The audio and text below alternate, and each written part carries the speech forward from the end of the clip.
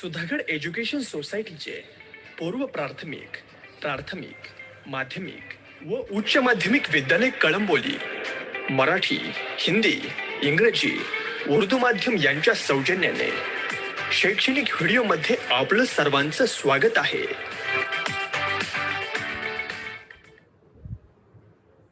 नमस्कार विद्यार्थी मित्रांनो, सुधागड एज्युकेशन सोसायटीचे उच्च माध्यमिक विद्यालय कळंबोली इयत्ता 11वी कला ऑनलाईन मार्गदर्शन वर्गात तुमचं स्वागत आहे. विद्यार्थी मित्रांनो, भूगोल विषयातील पहिलं प्रकरण भू हालचाली आपण पाहत होतो. भू हालचालींचे वेगवेगळे प्रकार त्याच्यावर आपण चर्चा केली. साधारणपणे भू हालचालींचे अंतर्गत हालचाली आणि बहिर्गत हालचाली असे दोन प्रकार पडतात. त्यातला पहिला जो प्रकार आहे अंतर्गत हालचाली, त्याचेही पुन्हा शीघ्र हालचाली आणि मंद हालचाली असे दोन प्रकार पडतात. त्यातला मंद हालचालींवर चर्चा आपण करत होतो. या मंद हालचालींमुळे भूपृष्ठामध्ये सतत बदल होत असतात. भूपृष्ठावर विविध प्रकारचे भू आकार, भूरूपे निर्माण होत असतात. त्यात प्रस्तरभंगाची क्रिया आणि वलीकरणाची क्रिया आपण बघितली. वलीकरणामुळे भूपृष्ठावर ज्या वळ्या पडतात त्या वळ्यांचे विविध प्रकार बघितले. त्याचबरोबर प्रस्तरभंग किंवा विभंग निर्माण झाल्यानंतर त्यातून भूपृष्ठाला पडणारे तडे आणि त्यातून निर्माण होणारे वेगवेगळे भूरूप आपण बघितलेत. त्यानंतर पुढचा आपला भाग आहे गट पर्वत. विद्यार्थी मित्रांनो, भूपृष्ठामध्ये ज्या अंतर्गत मंद हालचाली होत असतात त्याच्या परिणामातून गट पर्वतांची निर्मिती होते. आज पृथ्वीच्या पृष्ठभागावर आपल्याला विविध प्रकारचे पर्वत पाहायला मिळतात, बरोबर. या पर्वतांचे त्यांच्या निर्मितीनुसार वेगवेगळे प्रकार केले जातात. त्यात ज्वालामुखीच्या उद्रेकातून निर्मिती झाली असेल तर त्याला आपण ज्वालामुखीय पर्वत म्हणतो. भूपृष्ठाला वळ्या पडून जर निर्मिती झालेली असेल तर त्याला आपण वली पर्वत असे म्हणतो.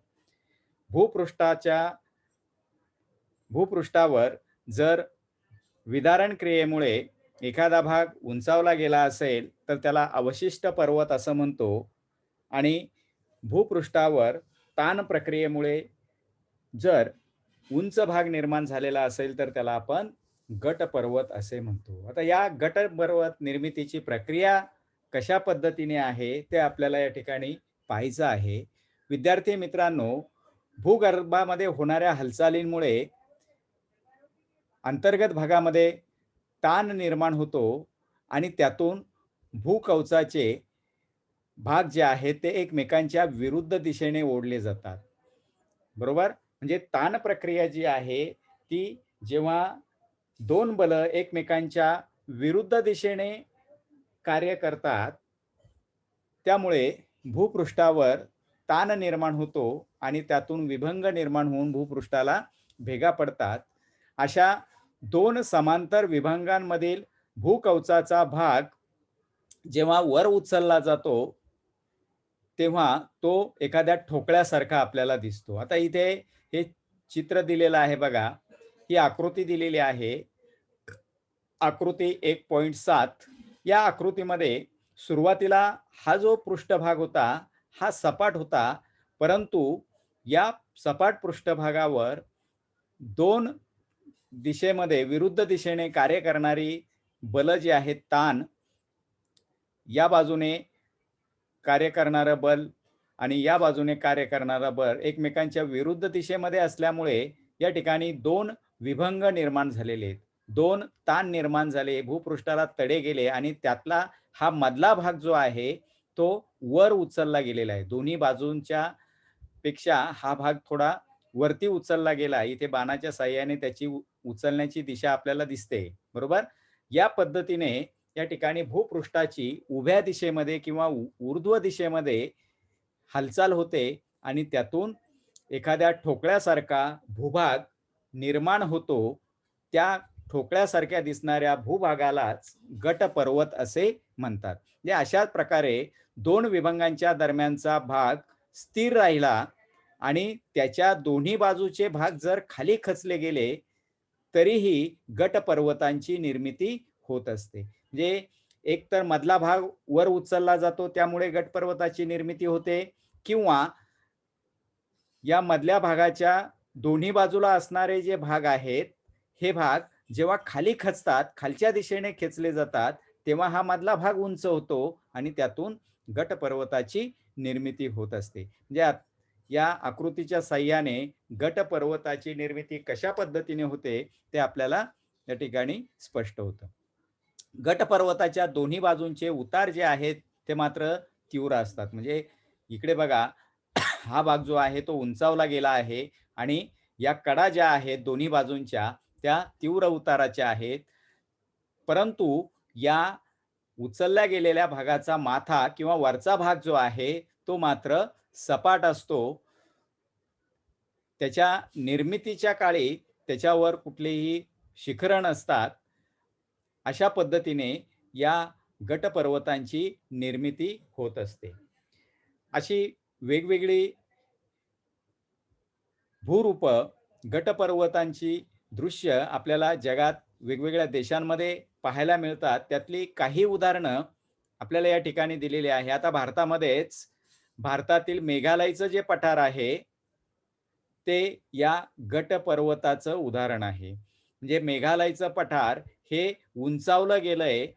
विभंगामुळे तो भाग उंच झाला आणि तिथे जो गटपर्वत निर्माण झाला त्याला आज पठाराचं स्वरूप आलेलं आहे आणि त्याला आपण मेघालय पठार असे म्हणतो. त्याच पद्धतीने नर्मदा आणि तापी या नद्यांच्या दरम्यान असणारा जो काही सातपुडा पर्वत आहे, त्या सातपुडा पर्वताची निर्मिती ही याच पद्धतीने झालेली आहे. तोही गटपर्वताचं उत्तम उदाहरण आहे. किंवा युरोपातील जर्मनीमध्ये ब्लॅक फॉरेस्ट पर्वत आहे. फ्रान्समधील व्हॉर्जेस पर्वत आहे. हे पर्वत सुद्धा अशाच प्रक्रियेमुळे निर्माण झालेले आहेत. अशा पद्धतीने या ठिकाणी या गटपर्वतांची निर्मिती होत असते. विद्यार्थी मित्रांनो, भूपृष्ठावर विभंग निर्माण करणाऱ्या ताणबलामुळे एकतर भूपृष्ठ वर उचललं जातं किंवा खाली खचतं आणि त्यातून भूपृष्ठावर प्रामुख्याने गटपर्वतांची आणि खचदऱ्यांची निर्मिती होत असते. त्यातला गटपर्वत कशा पद्धतीने निर्माण होतो ते आपण बघितलं. आता इथे आपल्याला खचदरी हा जो काही दुसरा प्रकार आहे त्याची माहिती बघायची आहे. आता खचदरीची निर्मिती कशा पद्धतीने होते बघा, जेव्हा भूकवचातील दोन सलग विभंगांच्या दरम्यानचा भाग ताण निर्माण झाल्यामुळे तो खाली खचतो. आता इथे चित्रामध्ये आपल्याला दिसतंय हे सलग असं भूपृष्ठ होतं. या भूपृष्ठाच्या दोन ठिकाणी विभंग निर्माण झाले ताण प्रक्रियेमुळे आणि मधला भाग जो आहे या दोन भागांपासून वेगळा झाला आणि तो खाली खचला गेला. म्हणजे या बाजूचे जे भाग आहेत ते आहे तिथेच आहे, पण हा मधला भाग जो आहे तो खाली खचलेला आहे. इथे बाणाच्या साहाय्याने आपल्याला दाखवलेला आहे आणि तो या दोन्ही भागांपेक्षा खोल आहे आणि म्हणून या ठिकाणी असा जो काही दरीसारखा दिसणारा भाग या विभंगांमुळे ताण प्रक्रियेमुळे निर्माण होतो त्याला खचदरी असे म्हणतात. खच याचा अर्थ खचलेला भाग, दरी खचलेला दरीचा भाग आणि अशा पद्धतीने त्याला आपण खचदरी असं म्हणतो. खचदरीच्या भिंती ज्या आहेत या विभंगांच्या प्रतलाच्या स्वरूपामध्ये असतात. हे जे विभंग आहेत हे विभंग ज्या पद्धतीने तडे गेलेले असतात त्याच पद्धतीने ते तीव्र उताराचे भाग, कडा किंवा भिंती ज्या आहेत त्या आपल्याला पाहायला मिळतात. म्हणजे खचदरीच्या भिंती ज्या आहेत त्या प्रामुख्याने तीव्र उताराच्या असतात आणि बहुतेक वेळा या खचदरीच्या भिंती आकाशाभिमुख असतात, म्हणजे सरळ असतात, उभ्या असतात. उंचच्या उंच असे उभेचे उभे कडे या ठिकाणी या भिंतींच्या स्वरूपामध्ये या खचदरीमध्ये आपल्याला पाहायला मिळतात.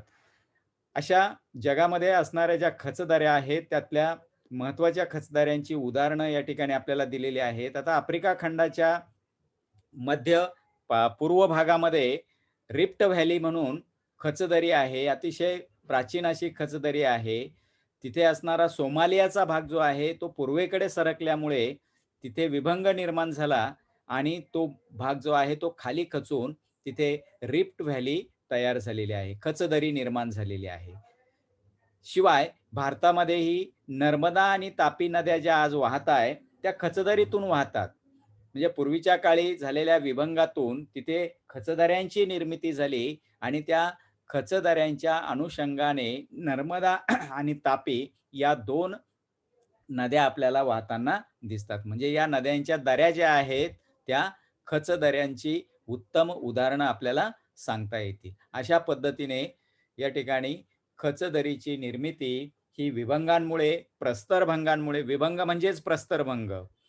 प्रस्तरभंग म्हणजे भूपृष्ठाला भेगा पडणे, तडे जाणे ही क्रिया जेव्हा घडते, तेव्हाच भूपृष्ठाचा काही भाग खाली खचतो किंवा उंचावला जातो आणि त्याच्यातूनच गटपर्वतांची आणि खचदऱ्यांची निर्मिती होत असते. विद्यार्थी मित्रांनो, या पद्धतीने या ज्या हालचाली आहेत, त्या सगळ्या मंद हालचाली आहेत. मंद हालचालींवर आपण या ठिकाणी चर्चा केली. आता इथे पुस्तकामध्ये एक चार्ट तुम्हाला दिलेला आहे. जरा विचार करा. त्याच्यामध्ये 2 प्रश्न विचारलेले आहेत. त्यातला पहिला प्रश्न आहे, वली पर्वतात विभंग निर्माण होऊ शकतात काय? विद्यार्थी मित्रांनो, वली पर्वत केव्हा निर्माण होतात? त्याची निर्मितीची प्रक्रिया आपण बघितली. जेव्हा भूपृष्ठावर दोन्ही बाजूने प्रचंड दाब पडतो, दाब हे बल कार्य करतं, त्यावेळेस भूपृष्ठाचा मधला भाग जो आहे, तो त्या दाबामुळे दोन्हीकडून येणाऱ्या दाबामुळे दाबला जातो आणि भूपृष्ठाला घड्या पडतात, वळ्या पडतात. बरोबर? आणि ही क्रिया प्रामुख्याने लवचिक खडकांच्या बाबतीमध्ये घडते. त्याच्यामुळे तिथे विभंग निर्माण होऊ शकत नाही. म्हणजे हे त्याचं उत्तर त्याचं आपल्याला सांगता येईल. त्यानंतर दुसरा प्रश्न इथे विचारलेला आहे, की गटपर्वतात वळ्या निर्माण होऊ शकतात का? आता गटपर्वत कधी निर्माण होतात? जेव्हा भूपृष्ठाला तडे पडतात, भूपृष्ठाला भेगा पडतात, विभंग निर्माण होतात, प्रस्तरभंग होतात. बरोबर? तेव्हाच गटपर्वतांची निर्मिती होते आणि गटपर्वत जिथे निर्माण होतात, तिथे प्रामुख्याने ताण हे बल कार्य करतं. एकमेकांच्या विरुद्ध दिशेने कार्य करतं. म्हणजे तिथे वळ्या निर्माण होण्याचा प्रश्नच उद्भवत नाही. आणि म्हणूनच त्याचं उत्तर या ठिकाणी आपल्याला सांगता येईल, की गटपर्वतामध्ये वळ्या निर्माण होऊ शकत नाही. अशा पद्धतीने या दोन्ही प्रश्नांची उत्तरं आपल्याला देता येतील. विद्यार्थी मित्रांनो, भू हालचालींचा अंतर्गत भू हालचाली हा जो प्रकार आपण बघतोय, त्यातला दुसरा प्रकार आता आपल्याला या ठिकाणी पाहायचा आहे, शीघ्र हालचाल. शीघ्र म्हणजे जलद, लवकर होणारी, काही क्षणामध्ये घडणारी हालचाल जी आहे, त्या हालचालीला शीघ्र हालचाल असे म्हणतात. प्रामुख्याने वली पर्वत आणि गटपर्वतांच्या निर्मितीस कारणीभूत असलेल्या वलीकरण आणि विभंग याशिवाय इतरही हालचाली भूकवचामध्ये घडत असतात किंवा आढळत असतात. आता या ज्या दोन्ही प्रक्रिया आहे, वलीकरण असेल किंवा विभंग असेल, या कशामुळे घडतात? मंद हालचालीमुळे. क्षितिज समांतर किंवा ऊर्ध्वगामी, अधोगामी हालचालींमुळे घडतात. याच्या व्यतिरिक्तही इतर हालचाली या ठिकाणी भूपृष्ठाच्या अंतर्गत भागामध्ये घडत असतात. आता अंतर्गत भागातील या बलांमुळेच काही वेळेस शीघ्र हालचाली सुद्धा घडून येतात. म्हणजे जलद हालचाली घडतात, अचानक घडतात, लवकर त्या ठिकाणी घडतात. कमी कालावधीमध्ये घडणाऱ्या या हालचाली असतात आणि या पद्धतीने भूकंप आणि ज्वालामुखीचे उद्रेक हे अशा शीघ्र हालचालींचे प्रकार आपल्याला अनुभवास येतात. विद्यार्थी मित्रांनो, अंतर्गत भागामध्ये जेव्हा शीघ्र हालचाली होतात, तेव्हा भूपृष्ठावर भूकंप होतात, भूकंप घडतात. त्याचबरोबर ज्वालामुखीचे उद्रेकही या शीघ्र हालचालींमुळे होत असतात. आता त्यातला पहिला जो प्रकार आहे भूकंप, शीघ्र हालचालींचा पहिला प्रकार म्हणजे भूकंप. त्याची माहिती आपल्याला या ठिकाणी घ्यायची आहे.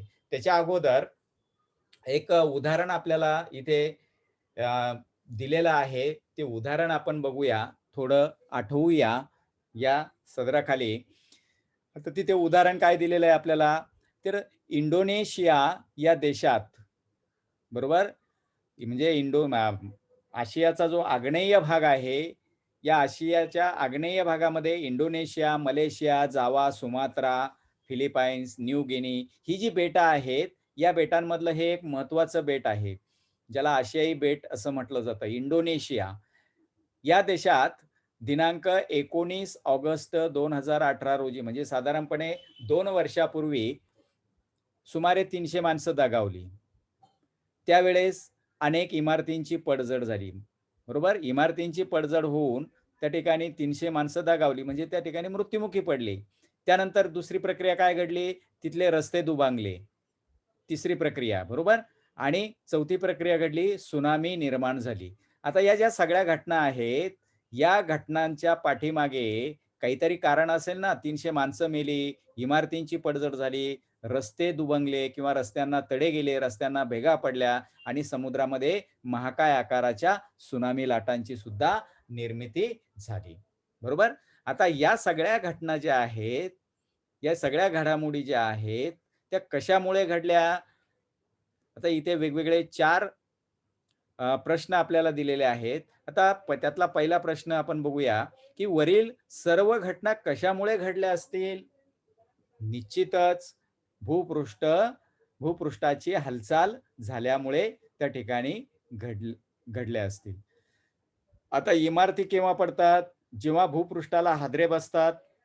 बरोबर? भूपृष्ठ थरथरतं, कंपायमान होतं, तेव्हा या ठिकाणी इमारती कोसळतात, पडतात, त्यांची पडझड होते. आणि ही क्रिया कधी घडते? जेव्हा भूहालचाल होते. भूहालचाल झाली, की त्यातून भूकंपाची निर्मिती होते आणि भूकंपाच्या धक्क्यामुळे इमारतींची पडझड होते. रस्ते जे आहेत ते दुभंगले जातात, रस्त्यांना तडे जातात. त्याचबरोबर या भूकंपाची तीव्रता किंवा त्याच्या लहरी जर सागर तळावर येत असतील, तर सागरी भागामध्ये किंवा भूकंप जर सागर तळावर झालेला असेल, तर समुद्रामध्ये, महासागरांमध्ये प्रचंड आकाराच्या लाटा ज्या आहेत, त्या निर्माण होतात. अशा प्रचंड विनाशकारी महाकाय लाटांना जपानी भाषेमध्ये तत्सुनामी असा शब्दप्रयोग त्या ठिकाणी वापरला जातो आणि म्हणून त्सुनामी लाटा या भूकंपामुळे निर्माण होत असतात. म्हणजे अशा या सर्व घटना ज्या आहेत, त्या कशामुळे घडतात? तर त्या भूकंपामुळे घडतात. म्हणजे याच्या पाठीमागे भूकंप हे कारण आपल्याला त्या ठिकाणी सांगता येईल. त्यानंतर दुसरा प्रश्न इथे विचारलेला आहे, की या नैसर्गिक आपत्तीमध्ये नेमके काय घडते? ही जी नैसर्गिक आपत्ती आहे, कोणती नैसर्गिक आपत्ती? भूकंप, बरोबर? या भूकंपाच्या आपत्तीमध्ये नेमकं काय घडतं? तर भूकंप जेव्हा घडतो, तेव्हा प्रामुख्याने भूपृष्ठ जे आहे ते हादरतं. भूपृष्ठाला धक्के बसतात, जोरदार धक्के बसतात. जर अधिक तीव्रतेचा भूकंप असेल, तर भूपृष्ठ जोरजोराने हादरतं आणि त्याच्यामुळे भूपृष्ठावर विनाशकारी असे बदल घडून येतात. इमारती कोसळतात, धरणं कोसळतात, त्याचबरोबर रस्ते त्या ठिकाणी तुटतात, फुटतात. बरोबर? डोंगर उंच जर असतील, तर त्या डोंगरांचे कडे त्या ठिकाणी कोसळतात, रेल्वे मार्ग खंडित होतात किंवा पाईपलाईन ज्या आहेत, त्या पाण्याच्या असतील, तेलाच्या असतील, त्या तुटतात. बऱ्याच वेळेस या पाईपलाईन तुटून तिथे आगी लागण्याच्या घटना पण घडत असतात आणि सर्वात महत्त्वाचं म्हणजे हे सगळं घडत असताना तेव्हा त्याच्यामध्ये मनुष्यहानी जी आहे, तीही मोठ्या प्रमाणावर घडत असते. म्हणजे या सगळ्या नैसर्गिक आपत्तींमुळे, भूकंप या आपत्तीमुळे या पद्धतीने विनाशकारी असे परिणाम आपल्याला भूपृष्ठावर पाहायला मिळतात. त्यानंतर पुढचा प्रश्न आहे, की या नैसर्गिक घटनेतील ऊर्जा लहरींचे प्रकार सांगा. या नैसर्गिक घटनेतील ऊर्जा लहरींचे प्रकार सांगा. आता हे ऊर्जा लहरींचे प्रकार आपल्याला बघायचे आहेत. विद्यार्थी मित्रांनो, साधारणपणे भूपृष्ठाच्या खाली काही किलोमीटरवर जेव्हा भूकंप घडतो, तेव्हा भूकंप घडत असताना त्यातून ज्या ऊर्जा लहरी बाहेर पडतात, त्या ऊर्जा लहरींचे प्रामुख्याने 3 प्रकार पडतात. त्यात प्राथमिक लहरी, दुय्यम लहरी आणि भूपृष्ठ लहरी असे हे 3 प्रकार आहेत. ते इथे आपल्याला आकृतीच्या साहाय्याने बघायचं आहे आणि त्याच्यावरच आधारित या ठिकाणी तुमचा चौथा प्रश्न येतो, की आकृती 1.9 चे निरीक्षण करा आणि चौकटीत नावे द्या. आता इथे बघा, हे हा जमिनीचा छेद आपल्याला दाखवलेला आहे. बरोबर? आता इथे भूपृष्ठाचा हा वरचा भाग आहे. या वरच्या भागामध्ये इथे रस्ता तुटलेला आपल्याला दिसतोय. इथे इमारतींची पडझड झालेली दिसते, झाडं कोसळलेली दिसताय, इमारती पडलेल्या दिसताय. म्हणजे इथे ज्या घडामोडी घडलेल्या आहेत, त्याच्या पाठीमागे अंतर्गत शक्ती कारणीभूत आहे. आता कोणती अंतर्गत शक्ती आहे? तर शीघ्र हालचाल. शीघ्र हालचालीमध्ये या ठिकाणी भूकंप झालेला आहे आणि या भूपृष्ठाच्या खाली हा जो भाग आहे, हा पृथ्वीचा अंतर्गत भाग आहे, आतला भाग आहे. हा भूपृष्ठापासून कित्येक किलोमीटर खोलीवर या ठिकाणी हा भूपृष्ठाचा भाग आहे आणि तिथे भूकंपाची निर्मिती झालेली आहे. आता इथे बघा हा सेंटर जो आपल्याला दिसतोय, या सेंटरला भूकंपाचं केंद्र असे म्हणतात. म्हणजे इथे या ठिकाणी या ऊर्जा लहरींची निर्मिती झालेली आहे. बरोबर? म्हणून आता इथे काही चौकटी आपल्याला दिलेल्या आहेत बघा. इथे दिलेली आहे, इथे दिलेली आहे, इथे आहे, इथे आहे, इथे आहे आणि इथे आहे. या पद्धतीने या चौकटीमध्ये आपल्याला नावं लिहायची आहेत. आता हा जो सेंटर आहे त्याला भूकंपाचं केंद्र असे म्हणतात. त्याला भूकंपाचं नाभी असे म्हणतात. जिथे भूकंप घडतो, भूपृष्ठाच्या खाली जिथे भूकंपाची निर्मिती होते, त्याला भूकंप नाभी असे म्हणतात किंवा भूकंपाचं एपिसेंटर भूकंपाचं केंद्र असे म्हणतात. या पद्धतीने या भूकंपाची निर्मिती झाल्यानंतर भूकंप केंद्रातून हा भूकंपाचा केंद्र आहे. या भूकंप केंद्रातून वेगवेगळ्या ऊर्जा लहरी बाहेर पडतात. बरोबर? आता त्याच्यामध्ये बघा ह्या सरळ रेषा ज्या आपल्याला दिसताय, या सरळ रेषा म्हणजे प्राथमिक लहरी आहेत. लक्षात घ्या. त्यानंतर या ज्या रेषा दिसताय आपल्याला, त्या थोड्याशा झिगझॅग मोशनमध्ये जाणाऱ्या ज्या रेषा दिसताय, या रेषा म्हणजे याला दुय्यम लहरी असे म्हणतात. बरोबर? आणि इथे भूपृष्ठाला समांतर जाणारी रेषा पण आपल्याला दिसते. त्या रेषेला भूपृष्ठ लहरी असे म्हणतात. म्हणजे अशा पद्धतीने या ठिकाणी 3 लहरींची निर्मिती ही भूकंप केंद्रातून होत असते. त्यानंतर इथे बघा हा भाग दाखवलेला आहे बाणाच्या साहाय्याने. हा जमिनीचा भाग आहे. म्हणजे हा भूपृष्ठाचा भाग असल्याने त्याला आपण भूपृष्ठ असं त्या ठिकाणी नाव देऊ शकतो. त्यानंतर इथे बघा, इथे एक ब्लॉक दिलेला आहे. तो रेषेच्या साहाय्याने इथे आपल्याला दर्शवलेला आहे. आता इथे दर्शवण्याचं कारण काय आहे? तर भूपृष्ठावर भूकंपाच्या लहरी ज्या आहेत, जिथे सुरुवातीला येतात ते केंद्र आहे. म्हणजेच अंतर्गत भागातलं एक केंद्र आणि भूपृष्ठावरचं एक केंद्र अशी 2 भूकंपाची केंद्रे या ठिकाणी असतात. जे लागलं भूपृष्ठाला भूपृष्ठाजवळ असणारं जे केंद्र आहे, त्याला एपिसेंटर असे म्हणतात आणि अंतर्गत भागामध्ये असणारं जे केंद्र आहे, त्याला भूकंपाची नाभी असे म्हणतात. म्हणजे या पद्धतीने या ठिकाणी हे भूकंपाचं केंद्र आहे, भूकंपाची नाभी. त्यानंतर इथे आपल्याला या प्राथमिक लहरी सांगता येतील. त्यानंतर या झिगझॅग मोशनमध्ये येणाऱ्या या दुय्यम लहरी आहेत. हे भूपृष्ठ आहे. हे भूकंपाचं भूपृष्ठावरचं केंद्र आहे आणि या ज्या लहरी आहेत, त्यांना आपण भूपृष्ठ लहरी असे म्हणतो. म्हणजे या पद्धतीने या लहरींचं वर्गीकरण आपल्याला या चित्राच्या साहाय्याने करता येईल. विद्यार्थी मित्रांनो, या भूकंपाची व्याख्या साधारणपणे भूकंपाच्या शब्दावरूनच केली जाते. भू म्हणजे जमीन किंवा भूपृष्ठ आणि कंप म्हणजे थरथरणे, हादरणे, थरथर करणे. म्हणजेच इथे 2 शब्दांच्या उत्पत्तीपासून भूकंप हा शब्द आलेला आहे. भू म्हणजे जमीन. जमीन थरथरते. त्याच्यावरून या ठिकाणी भूकंप हा शब्द आलेला आहे. जेव्हा अंतर्गत भागात भूकंप म्हणजे जमिनीचे थरथरणे, भूकवचाच्या अंतर्गत भागात जी हालचाल होते, ज्या हालचालींमुळे खडकांच्या थरामध्ये प्रचंड ताण निर्माण होतो. खडक जेव्हा अंतर्गत भागामध्ये जमीन हलते, तिची हालचाल होते, त्यावेळेस खडकांचा थरांची रचना बिघडते. त्याच्यात असंतुलन निर्माण होतं आणि त्याच्यातून प्रचंड असा ताण अंतर्गत भागामध्ये निर्माण होतो. हा ताण एका विशिष्ट मर्यादेच्या पलीकडे गेला, अति झाला, जास्त झाला, खूप जास्त झाला, तर तो ताण भूकवचात एखाद्या ठिकाणी मोकळा होतो आणि ज्या ठिकाणी तो मोकळा होतो, तिथे ऊर्जेचे मोठ्या प्रमाणावर उत्सर्जन होऊन त्यातून ऊर्जा लहरी निर्माण होतात आणि याच ऊर्जा लहरींच्या प्रभावामुळे, ऊर्जा लहरीच्या प्रवेगामुळे भूकवच जे आहे ते कंप पावतं, भूकवच हादरतं, भूकवच थरथरतं आणि त्यातून भूकंपाची निर्मिती होत असते. त्यालाच आपण भूकंप झाला असे म्हणतो. जे साधारणपणे भूकंप का होतो, कशामुळे होतो याची कल्पना तुम्हाला आली असेल. मगाशी जे चित्र आपण बघितलं ते चित्र या ठिकाणी दिलेलं आहे. बरोबर? आता भूकवचामध्ये ज्या ठिकाणी हा साचलेला ताण मोकळा होतो, त्या ठिकाणाला भूकंपाचे केंद्र असे म्हणतात. मगाशीच सांगितलं मी, की हा ताण अंतर्गत भागामध्ये काही किलोमीटर्सवर त्या ठिकाणी मोकळा झालेला आहे बघा इथे. हा जो केंद्र आहे, त्याला भूकंपाचं केंद्र असे म्हणतात या ठिकाणी. बरोबर? त्यालाच भूकंपाची नाभी असे म्हणतात. या केंद्रापासून विविध दिशांनी ऊर्जा लहरी पसरत जातात. आता इथे या केंद्रापासून वेगवेगळ्या दिशेने या ऊर्जा लहरी गेलेल्या आहेत. वेगवेगळ्या वेगाने जाणाऱ्या या ऊर्जा लहरी आहेत. या ऊर्जा लहरींनाच आपण भूकंप लहरी असे म्हणतो. त्यात प्राथमिक लहरी, द्वितीय लहरी आणि भूपृष्ठ लहरी असे 3 प्रकार या भूकंप लहरींचे पडतात. ते मगाशीच आपण बघितलं.